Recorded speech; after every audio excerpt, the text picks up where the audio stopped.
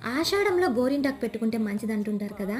మరి గోరింటాకుని భర్త చేతుల మీద పెట్టించుకుంటే బాగుంటుందని, కాస్త సమయం నవ్వుతూ గడపచ్చని ఎవ్వరో మొదలుపెట్టిన ఈ మంచి పనిని చాలా వరకు ఆనవాయితీగా జరుపుకుంటున్నారు. మరి అంత మంచి పని మనమెందుకు చేయకుండా ఉంటాం చెప్పండి?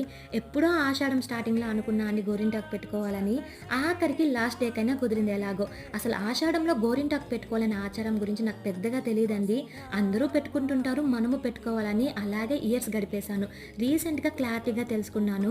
ఈ విషయం ఆల్మోస్ట్ అందరికీ తెలిసిందే. కానీ గోరింటాకుని ప్రతి మంత్ అమావాస్య ముందు రోజు కానీ, అమావాస్య రోజు కానీ పెట్టుకుంటే చాలా మంచిదండి హస్బెండ్‌కి.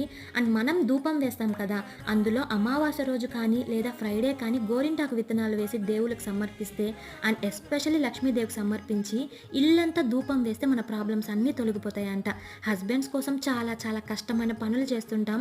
ఇలా ఇష్టమైన పని అందంగా కనిపించే గోరింటాకు పెట్టుకోలేమా?